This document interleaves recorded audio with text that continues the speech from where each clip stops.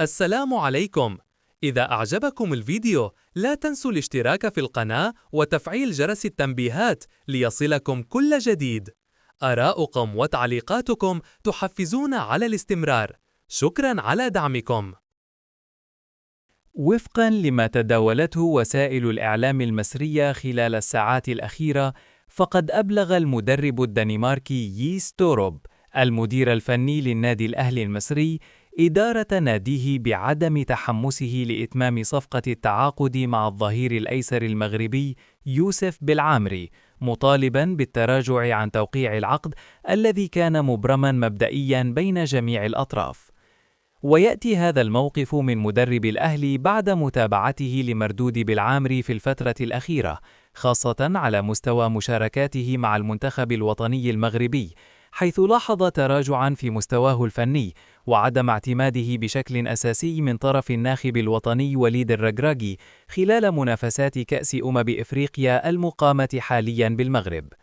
فبالعامري كان خارج اللائحة الرسمية في أغلب المباريات، ولم يتم استدعاؤه إلا بعد إصابة آدم ماسينا، ورغم ذلك لم يحصل على فرصة المشاركة في أي مباراة إلى حدود اللحظة، وهو ما أثار شكوك الطاقم التقني للأهلي حول جاهزيته وقدرته على تقديم الإضافة المرجوة.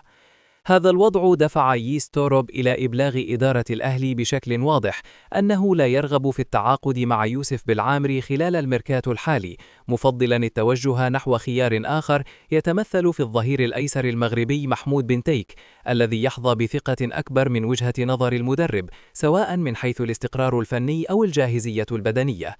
وبناء على هذا المستجد المهم، فإن يوسف بالعامري يجد نفسه أمام خيار وحيد في حال قرر الأهلي المصري تراجع رسميا عن الاتفاق الذي كان قائما بين اللاعب ونادي الرجاء والأهلي، وهو الاستمرار رفقة فريقه الحالي الرجاء الرياضي إلى حين ظهور عروض أخرى محتملة في المستقبل. في المقابل، لا تزال إدارة الرجاء الرياضي تشتغل على ملف تعزيز مركز الظهير الأيسر، حيث دخلت في مفاوضات مع لاعبين اثنين لشغل هذا المركز، وقد وصلت مع أحدهما إلى اتفاق مبدئي في انتظار الحسم النهائي وتوقيع العقد بشكل رسمي خلال الأيام القليلة المقبلة.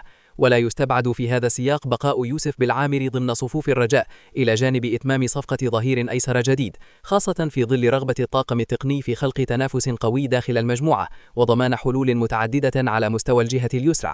ومن جهة أخرى، وفي إطار إعادة هيكلة التركيبة البشرية للفريق، أنهى نادي الرجاء البيضاوي بشكل رسمي ارتباطه باللاعب موزيس أوركوما بعد التوصل إلى اتفاق ودي بين الطرفين يقضي بفسخ العقد بالتراضي، في خطوة تهدف إلى تخفيف الكتلة الأجرية وفتح المجال أمام انتدابات جديدة.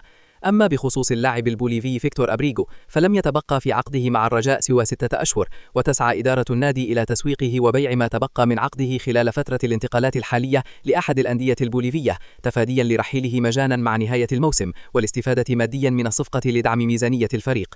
بهذه التطورات، يبقى ملف يوسف بالعامري مفتوحا على جميع الاحتمالات، في انتظار ما ستسفر عنه الأيام المقبلة، سواء على مستوى موقف الأهلي النهائي أو قرارات إدارة الرجاء بخصوص التركيبة البشرية للفريق الأخضر.